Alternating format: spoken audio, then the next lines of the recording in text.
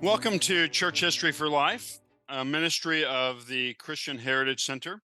I'm Kyle Kirby. I am the founder of the Christian Heritage Center, and I'm also the pastor for preaching at Grace Fellowship Church in Albion, Illinois.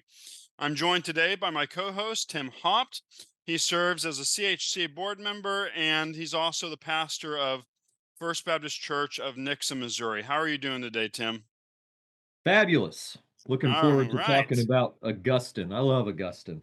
Yeah, it's pretty great. So edifying to read and study and be challenged by him. So I look forward to this episode as well. In each episode of Church History for Life, we look at the lives of historic Christian figures by asking three main questions. Who is this person? What are they known for? And how can we learn from them today? Our goal is simple: to connect the past to the present and to make church history accessible and relevant for modern believers. So today we're going to consider Augustine, the doctor of grace, as he's often referred to as, not as in medical doctor, but as in the professor or the teacher of grace. So we will get to Dr. Martin Lloyd-Jones one of these days, referring to the medical doctor. That's So right. we'll begin with our first question today. Who was Augustine? So I'm going to do my best to be succinct in my answer to this question. And it's hard Yep, because it is. we know more about Augustine than we know about just about any figure of the patristic era. Yeah. And the reason for that, excuse me, is that on the one hand, he casts such a large shadow. He's been Mm, studied for 1,500 years, and there are whole libraries of material about his life and his mm, thought. Another reason is that he wrote copiously, yeah. and his writings have been preserved perhaps better than any other patristic author. But really, the primary reason we know so much about his life is because he wrote an autobiography, Mm, right? Which is not the case with most of the mm, patristic authors.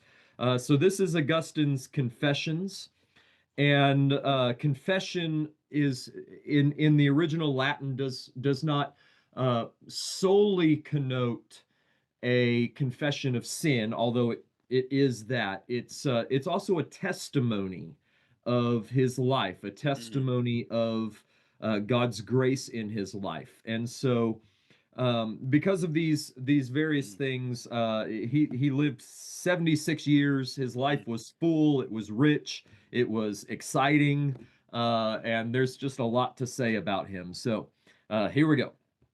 Augustine was born in the year 354 AD. So, just to give us a little bit of a time frame, this is 40 years after the conversion of Constantine. So he is born in what we might say is the second generation of the Christianization Mm, of the Roman Empire.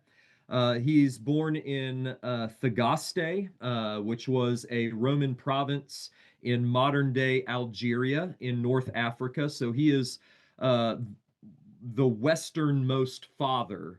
If you're looking at a map of the Mediterranean that we have covered so far. You have Egypt and Alexandria, and then keep moving west, you get to Carthage. Keep moving west beyond that, and you're going to come to Thagaste, and then where he's going to settle for the last 4 decades of his life in Hippo. His father was a pagan.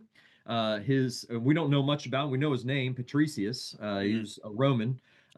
We know far more about his mom because mm, his mom figures prominently in his life mm, and appears prominently in his confessions. Her name was Monica, and she was a devout Christian, um, who some might say had a codependent relationship with her son. There is a big Monica is a sincere, devout Christian, Mm, but as we'll see in a moment, there's a big stain on her character mm, that occurs just prior to uh, Augustine's conversion, where I think it could be said that her motherhood mm, eclipsed her Christianity, mm, her Christian principles, but the overarching influence of her life was positive mm, and a reflection of the grace of Christ. She prayed fervently for mhm, her son, loved him, and provided for him. He was born with immense natural giftedness, mm, a remarkable intellect.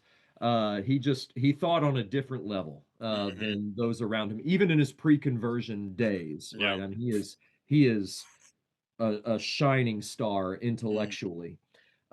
He studies rhetoric, which was the art of public speaking, highly prized and kind of a foundational skill to all sorts of lucrative careers, mhm, including the one that he would eventually be shooting towards, which was a career in politics. mm, Uh, he he moves to Carthage, where he is continuing to pursue his. So he moves east to Carthage. That's where Tertullian mm, was, and he continues to pursue his education. He's kind of it's like now everything's happening a little earlier for him than it mm, is for us. So he's 16, 17 when he moves to mhm, Carthage, but he's kind of like a university kid in a university town. mm, And he gives himself up.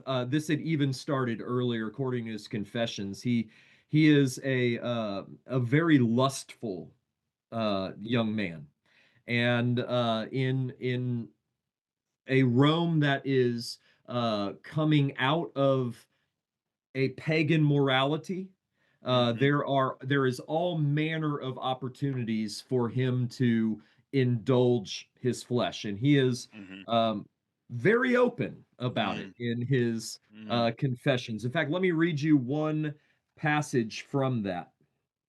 mm, Look at the way he described this. Now, he's writing this after his conversion, but speaking back on his teenage years.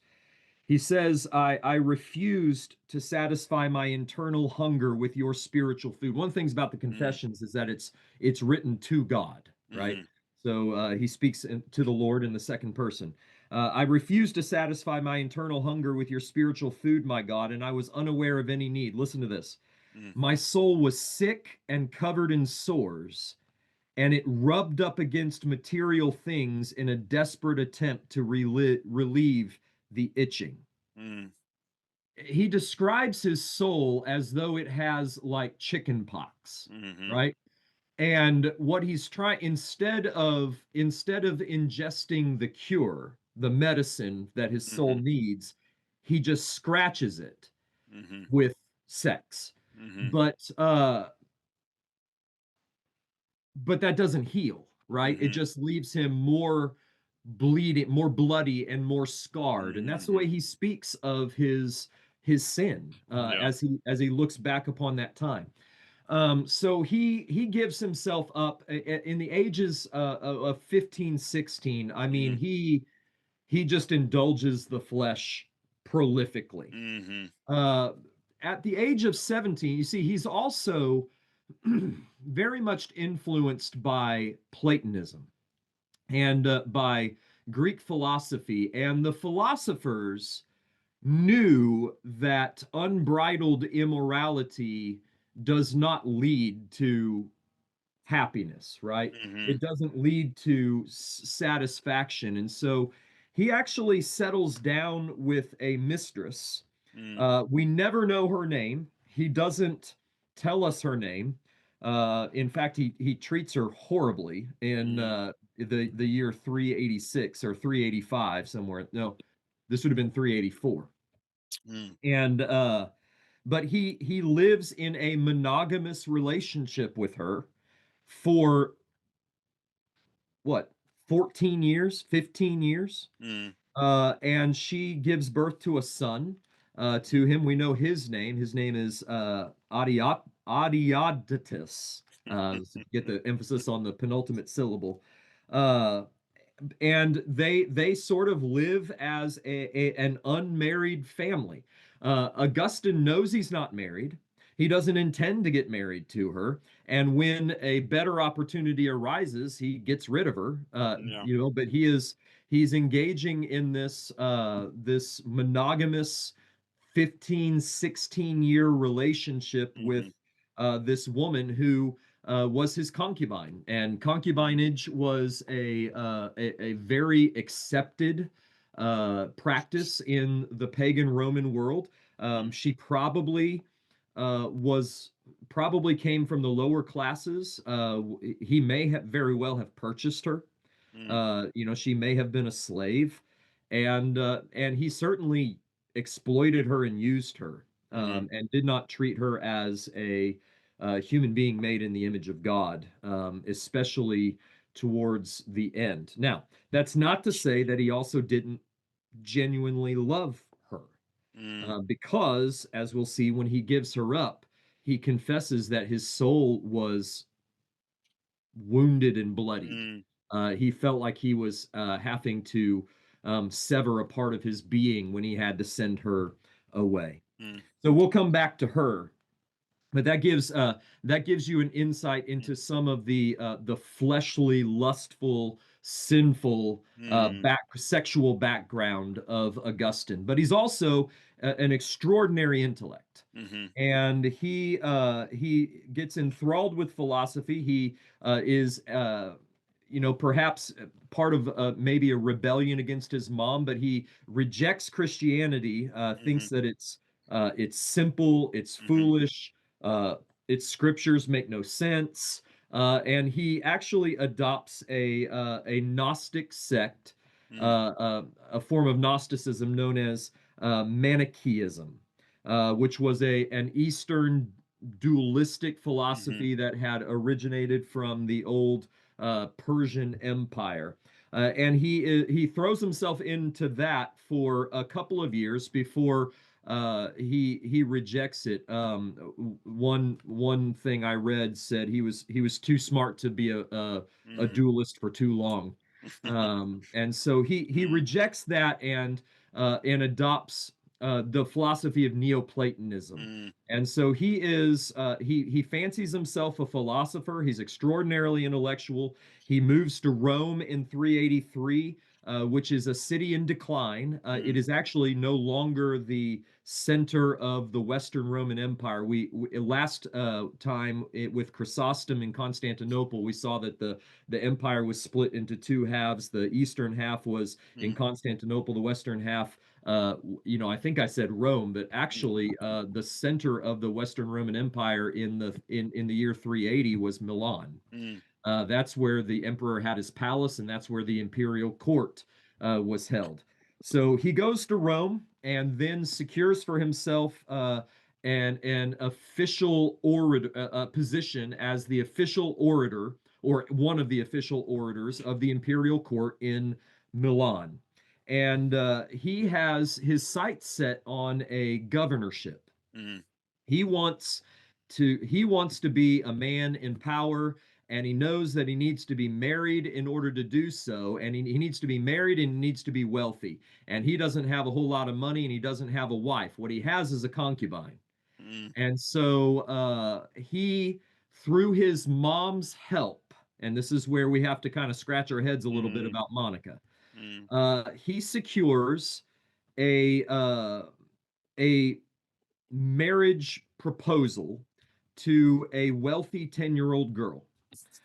She cannot legally be married until she is 12, but she will not, but her family, I should say, will not enter into this betrothal while he has a concubine. Mm. And so he sends her away, and to our knowledge, never sees her again. He Mm. he sends away a 16-year-old monogamous relationship, takes the best years of her life, Mm. keeps her son Mm. with him, Mhm. and sends her off, evidently with her mom, his mom's blessing, and at his mom's urging. Mm. So that to me, perhaps even more than the rampant immorality of his Mm. pre-converted life, is probably the apex of his sin and selfishness. Mm. Well, he is, in order to soothe the emotional trauma of sending away a woman that he does love but doesn't love enough Mm. to marry. Mm. He secures, another mistress, not a live-in concubine, but he's just continuing to indulge his selfishness, his sexual lust. Uh, He's enslaved. he's absolutely in bondage. Yeah. But there is a man in Milan Mhm. who is the bishop of Milan, and his name Mhm. is Ambrose. And he is something of, I mean, he's a faithful, sincere man, but he's also something of a spectacle in Mm. Milan. In other words, he has the respect not only of the Christians, but also of the pagans, because he's a fantastic preacher. Mm. And he is an expository preacher, and Augustine is drawn to his church to listen to his sermons, and he begins to listen to Ambrose exposit not only the New Testament but the Old Testament, which was a big stumbling block for Augustine because he thought Mhm. it was simple, he thought it was silly, and he hears Ambrose. He uses the phrase figurative and spiritual meaning. Augustine Mhm. does when he's talking about it. There probably, as we have talked about, is there Mhm. probably is some allegorical Mhm. exegesis in there, but more so what we might say is there's typological Mhm. exegesis. He's finding Christ. Mhm. He's finding the gospel. And he begins to present to Augustine a not an obscure collection of random stories and laws and commandments, but a unified story of Mhm. Christ. And Augustine becomes intellectually convinced of the truth of the Christian faith. Mhm. But Mm. he knows that in order to be intellectually convinced is not the same thing as being converted. Yeah. And he knows that if he's going to follow Christ, he's going to have to give up sin, by Mhm. which he means two things. Mhm. He's going to have to give up his love of money and the praise of men. So he's going to have Mhm. to give up his career, and he's going to have to give up his immorality. Yeah. And both of those are those two dominoes fall in a short period of time. The career, he has a friend. I can't remember his name, Mhm. but he has a friend who had recently been converted and was also an up and coming philosopher, and Mm. he had given up the rat race, so to Mhm. speak, for a life of following Christ, and that helps him to appreciate uh, the joy of following Christ that exceeds the Mhm. joy of being a well-known orator in the imperial court or the potential governor of a Roman province. Mhm. But the last domino that needs to fall, the last hurdle that needs to be crossed, is sex. It's Mhm. lust, Yep. and he is struggling, and he has Mm. this experience in his garden Mhm. outside of his home in Milan, where he's wrestling with chastity. Right, he Mhm. famously had prayed as a young man, "Lord, give me chastity, but not yet." Mhm. And he's praying, and he's wrestling through this, and he hears a child over the wall singing kind of in a chant, "Tolle lege, tolle Mhm. lege, take up and read, take up and read." And he just sort of knows what he's supposed to take up and read. There's a Mhm. book on his table, and it's a book of Paul's epistles. Mhm. And he just sort of opens it at random and comes across Romans 13:13 to 14, which Mhm. says, "Not in orgies and drunkenness, not in sexual immorality and debauchery, not in strife and jealousy. Rather, clothe yourselves with the Lord Jesus Christ and make no provision for the flesh to gratify its desires. And it is as though God has spoken to him directly Mm-hmm. in his word. And he says this in his confessions: I had no desire to read any further, for there was no need. For Mm-hmm. as soon as I reached the end of this verse, the light of assurance flooded into my heart.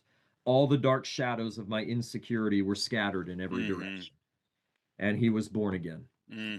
Well, the story of his baptism is wonderful. Mm-hmm. He goes through a process of catechesis, where he's taught by Ambrose, and he fasts all the way through Lent, and he is brought at a nighttime, like a midnight ritual, a midnight mass, as it were. All of the catechumens who had been fasting all the way through Lent, and they parade through this ancient cathedral.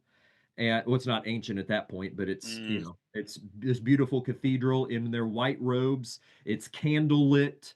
There's the almost like Gregorian chanting is happening Mm-hmm. in this stone cathedral, and he is baptized in this all this service takes all evening, and it's the night before Easter, and so when sun comes up on Easter morning, he is a baptized Christian. Mm-hmm. And soon thereafter, he moves back to uh, Thagaste, back home, and he intends to become he's got some independent wealth. He intends to become an independent, like a monk, a contemplative, a little bit like Chrysostom, and Mm-hmm. you can see that this is a pendulum swing. Somebody who has been in bondage to the flesh, when they come to Christ, they very often swing into kind of an asceticism, Mm-hmm. and that happens to him. And but that's not for him. The Mm-hmm. Lord has other plans for his life. He removes uh, everything that's the Lord removes from Augustine everything that's holding him to home. Mm-hmm. Within the span of like a year, his mom dies, his best friend dies, and his son dies, Mm-hmm. and that Yeah. sort of pushes him out of this homebound contemplative Mm-hmm. monastic lifestyle, and he attends church. He's extraordinarily gifted, he's extraordinarily educated, everybody knows that, and so he intentionally does not go to pastorless churches because he's afraid of what will happen. The same thing that had happened to Ambrose. Mm-hmm. Ambrose very famously was called into the ministry by the congregation just on a spur of a moment. Like they're looking around, well, who's going to lead us? And they're like, well, this guy can preach, you know. And the same thing happens despite his Yep. reticence. The same thing happens to Augustine, and he becomes first an elder, a Mm-hmm. presbyter, and then eventually the bishop of the church at Hippo, which is also in modern day Algeria. It was an important Roman city on the Mediterranean, the North African Mediterranean coast. And he serves there for almost 40 years, from 391 to actually 396 to 430, the year of his death. So he's the bishop there for 34 years. I'm gonna hold off on a couple of the controversies, and talk about that in a moment. Or I'll mention. I won't go into detail. So what does he do during this Mm-hmm. 40-year ministry, 34-year ministry? Well, he preaches prolifically. Mm-hmm. Many of his sermons are still recorded. I mean, volume after volume after volume after Mm-hmm. volume of Augustine's sermons. He writes prolifically. He's Mm-hmm. engaged in just about every theological dispute that Mm. touched North Africa, Yeah. and I might add one just about every theological debate that touched North Africa.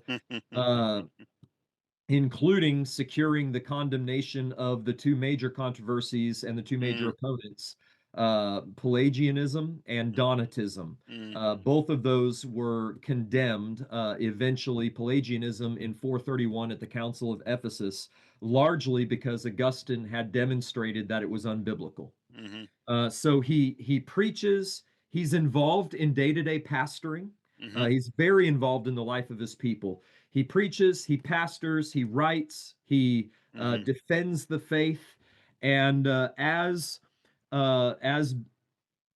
barbarians are beginning in 430. The Western Roman Empire is crumbling, and as barbarians are climbing over the walls of Hippo, he takes to his deathbed, mm, and he has mm, them write the penitential Psalms of David mhm, on parchments, and put them on his walls, and he spends his last 10 days mm, reading those Psalms, meditating, praying, and then as Hippo is being overrun, he dies mm, in the year 430. mm, Um, Nick Needham, mm, which this would be in the book 2000 Years of Christ's Power. mhm, Needham writes this: Many Western Christians regard Augustine as the greatest theologian to arise in the church since the Apostle Paul. mm, He certainly had one of the brightest, deepest, most powerful minds in the history of human thought. mm, Boy, you're not kidding. mhm, I mean, he wrote on everything, and his writings on the Trinity. yeah, I mean, every subject he touched, he became a master in. mm, And he was also one of the most beautiful writers of Latin who ever mm, lived. mm. And we think about such a man, and we think about who he was and what he was like, and we can't help but think, what's the legacy he left? Right. That's what I mean. Like you said, Tim, he's just such a giant figure, and the Lord certainly had great plans in place for him Mhm. and great purposes to use him for. So he became one of the greatest. So this leads us into the second question we ask, and what was Augustine known for, or Augustine? Uniformity. Right. What was Augustine known for? Augustine became one of the greatest thinkers and writers in church history. Over the next several decades, he wrote more than 100 books. I don't have the exact number in my head at the moment or written down. 500 sermons and letters, as Tim's already touched on. He wrote on so much stuff. Mhm. He wrote on so many topics, and it wasn't as though he was just, um, discoursing on a little piece of it here, a little piece of.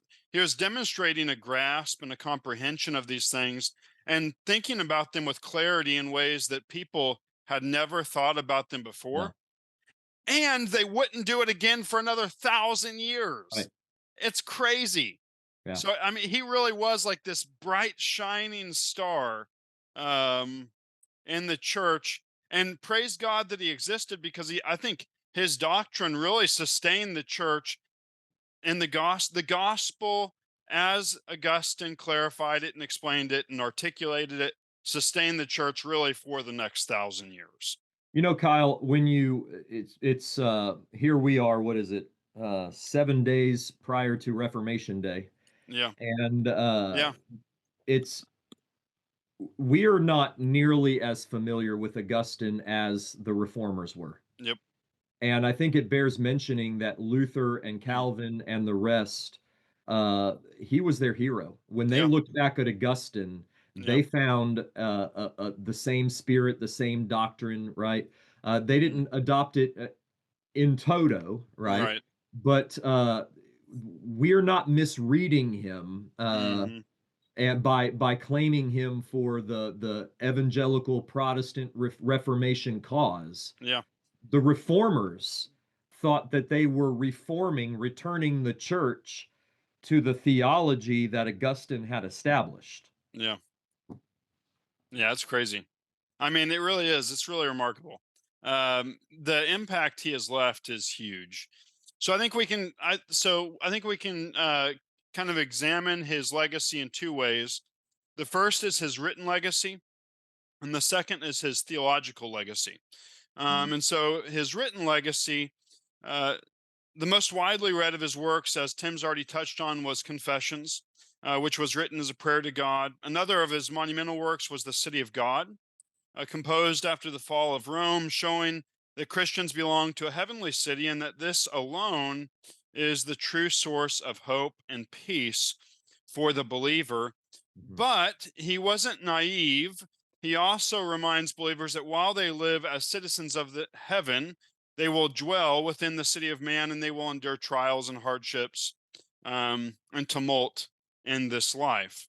His work on the Trinity is a theological masterpiece exploring the mystery of the triune God, but also showing his agreement and his unity with Nicene theology and orthodox theology and doctrine that came before him. So these are his big, I would say these are the big three of Augustine with regards to his written legacy. Um, but he also has some other really significant works, such as On the Nature of Grace, on the Spirit and the Letter, on the predestination of the saints, and also, I mean, all you think about all these things, they're so impactful for Protestant and Reformed thinking with regards to man and God, the nature of the church. So this is his written legacy. But I think even more so, he's left a theological legacy, and this is what I think Tim and I have already touched on a little bit here. Is it's just huge. It's towering in the life of the church. He laid deep and lasting foundations in the doctrines of sin, grace, God, the church, and what love is, many of which grew out of the Pelagian controversy itself. Um, if I recall, I don't know exactly where he stated it, uh, but Augustine himself recognized that the controversy was forcing him to clarify these things in the life of the church. That the heresy and the heterodoxy and the false doctrine was forcing him to crystallize his thinking with regards to what grace is and the nature, human nature in and of itself, and the nature of the will, and so forth. Um, Augustine taught that salvation is holy and completely of God, that grace is not a cooperative effort between God and man, nor is grace merely an ability that God gives to man, but it is his sovereign and gracious work that is wholly and completely free. He clearly expounded Scripture's teaching on the enslaving nature of sin and the inability of the human will apart from divine grace. One of the reasons I think he was so clearly able to teach and think about these things is because of his experience Yeah. of these things. And so we think about that. He knew firsthand what it was to be enslaved to the dominion and the power of sin in his life. He knew his own depravity in his own heart. Therefore, he could write out of that experience all the more clearly for others to think through these things. He clearly expounded on the nature of man's sin, the doctrine of original sin. He clarified this and helps us to grasp what that is and the nature of it. He championed the sovereignty of God in salvation through the doctrines of election and reprobation.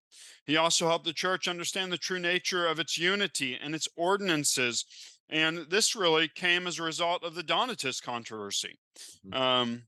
He reminded believers that true virtue consists in rightly ordered affections toward God. And so we see this idea of ordered affections and rightly ordered affections coming forth from Augustine.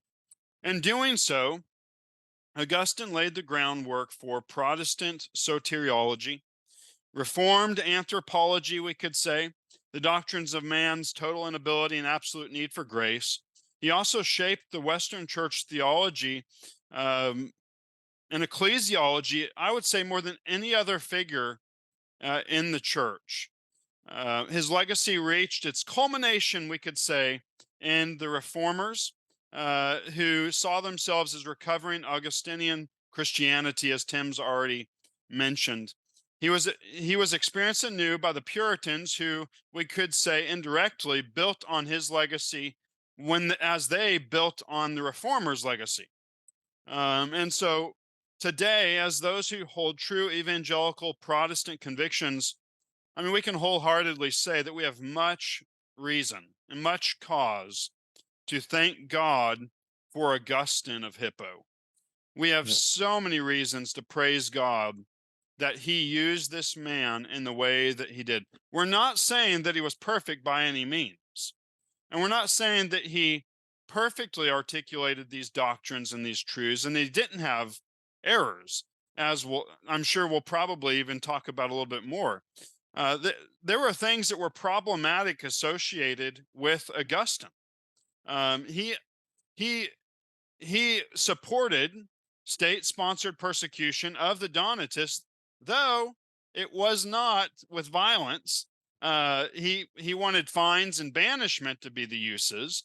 So he wasn't a perfect man by any means. Other than the Lord Jesus, nobody in history is. Um, but he was a towering figure that God used, and we can really see this in his legacy, which was written and theological. This leads us to our next question. How can we learn from Augustine today? Trying to answer that question in a few minutes is difficult. We could speak You of can do his. it, Tim. I know. We could speak of Uh, his preaching. mhm, We've already mentioned mhm, his 500 sermons that survive. He was a wonderful, popular, mhm, expository preacher of the word, and that. Uh, but we've mentioned that with a number of church figures already. mm, We could mention his pastoral longevity and perseverance. He gave the last almost 40 years of his life to one church, mm, but we've talked about that before. So I think the way I'd like to answer the question of what can we learn from Augustine is what uniquely mhm, does Augustine offer us that is worth further study and further emulation. Um, mm, so I think of three things.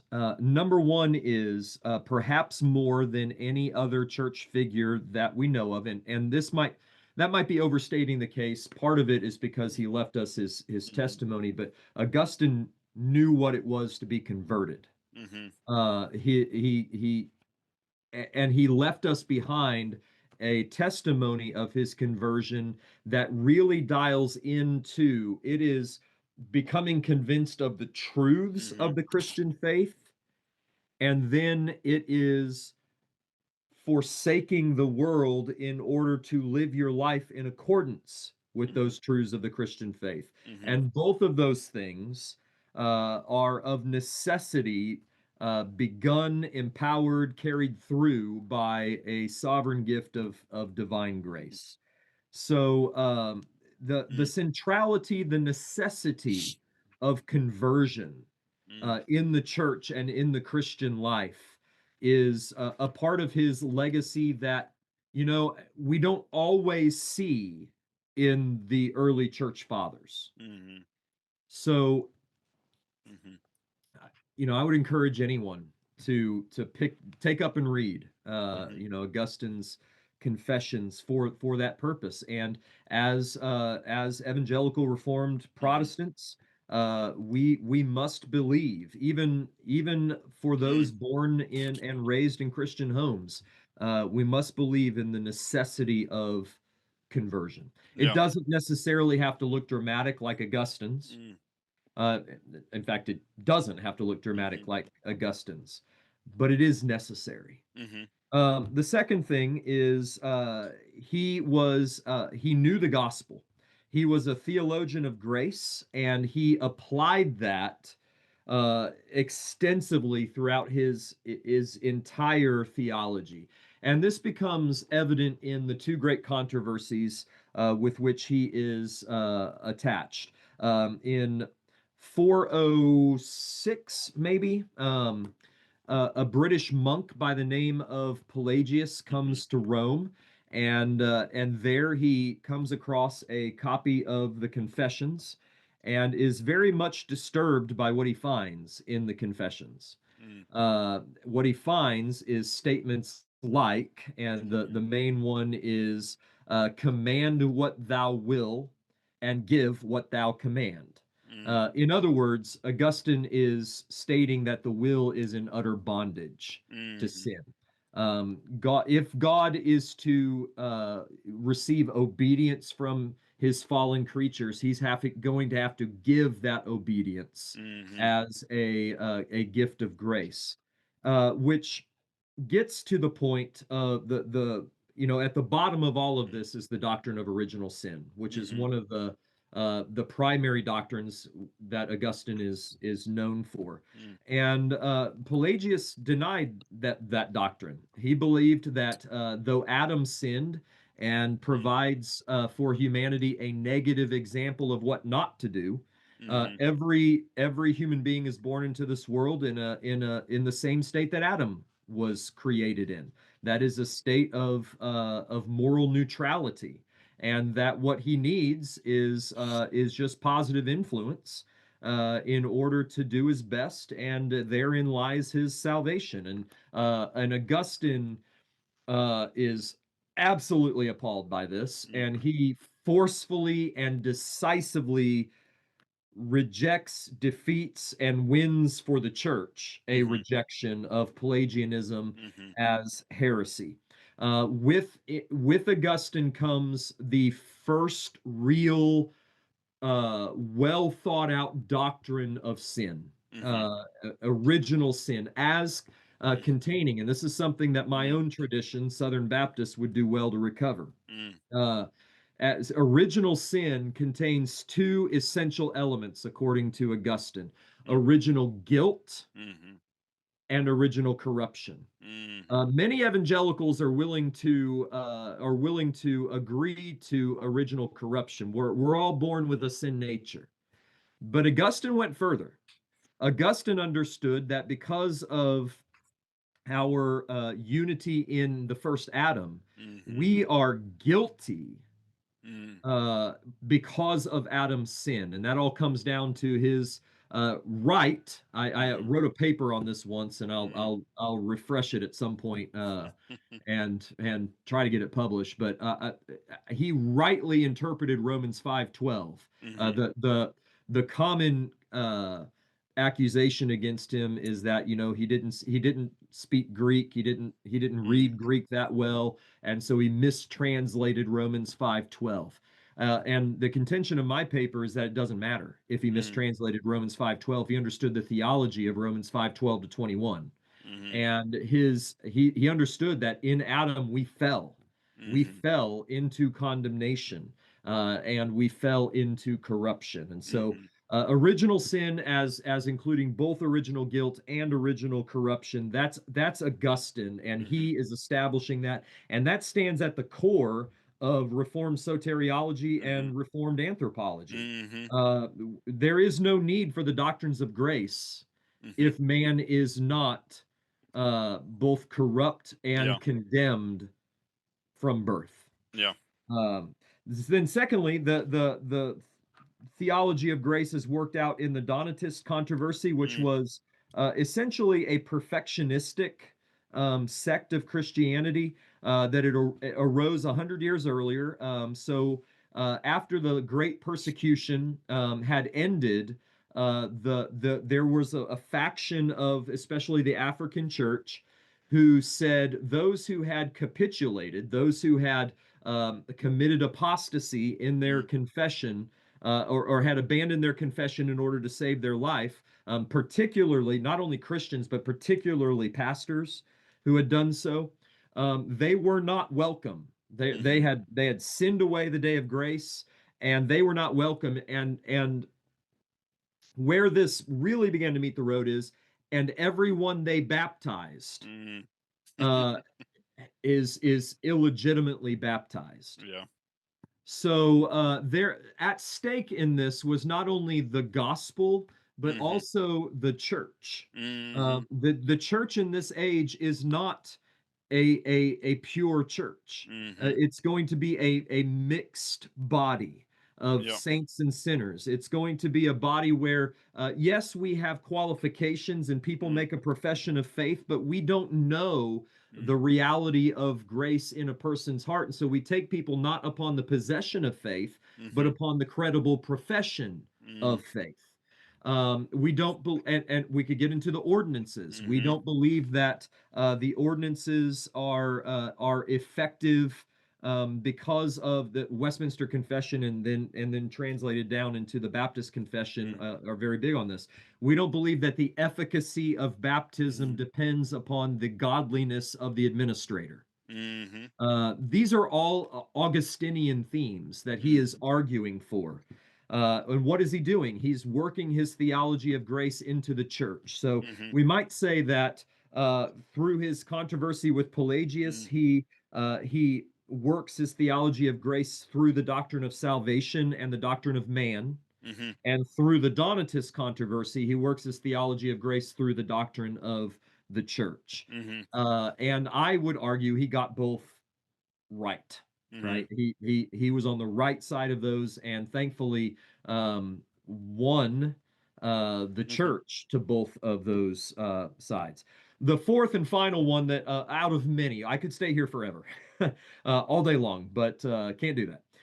The fourth and final thing that we can learn from Augustine actually comes from the city of God, Mm. and that is that Augustine had a view of human history that I think is Mhm. right, and Yeah. that leads to an eschatology that I think is right. Mm. Um, uh, you know, Augustine is the fountain of amillennialism, Mm. and that is based upon this idea, this understanding of human history, that we are on a pilgrimage. We are citizens by birth of the city of man, Mm. and we are citizens by new birth of the city of God. Mm. And we are making a pilgrimage through the city of man to the city of God. This very Mm. much is foundational to Bunyan, right? Mhm. This idea of a pilgrimage. Mhm. And that means that if Augustine's correct, at no point will we ever see the city of God on earth prior to the consummation of all things, the Mhm. resurrection. And Mhm. that is something that was challenged in his own day. It was challenged in the centuries following that. Mhm. It's challenged today. We need to distinguish Mm. between the city of God and the city of man, and we need to keep those two things distinct. I think Mhm. Augustine would say until Christ returns Mhm. and he transforms. Yeah. He brings judgment and brings the renewal, and the city of God, heaven and earth are met together. You can kind of just see this Mm. redemptive historical framework with Mhm. which Augustine viewed all of human history. The entire human race Mhm. belongs either to the city of God or the city of man. Mhm. And nations do not belong to the city of God. Mhm. People belong to the city of God. Mhm. And those Mm. people, the city of God is found in the church on earth. This is just a very, I would argue, Pauline way of Mm. viewing human history and Mhm. human politics. Mhm. And Augustine, I think, got it right. I think he understood it, Mhm. and I think we would do well to recover that. So, Mm. four things I would say we can learn from Augustine, or three with one subpoint: the necessity of conversion, and a good understanding of what it means to be converted, Mm. is seen in his confessions. The theology of grace as it's worked out in the doctrine of salvation and the doctrine of man through the Pelagian controversy, Mhm. and the doctrine of grace as it's worked into the church through the Donatist Mhm. controversy. And then this vision of humankind, human history, Hmm. redemptive history that is worked out in the city of God and the city of man. I mean, one of those things Mm, would have been enough for him to have mm, been a church father. yeah, He's doing all of them and more. yeah, yeah.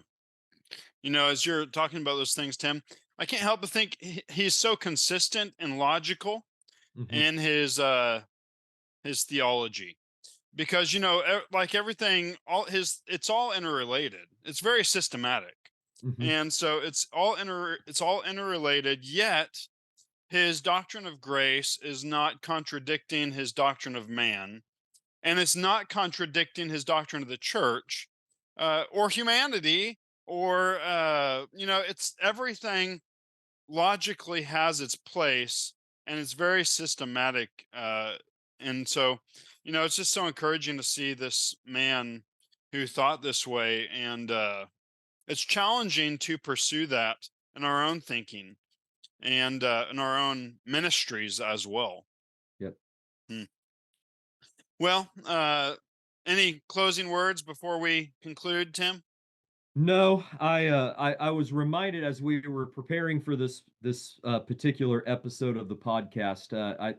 I'm just challenged and encouraged and convicted, perhaps, Mm, to reacquaint myself with Augustine. I yeah, think that would be time well spent, and I would exhort anybody who's listening to do the same.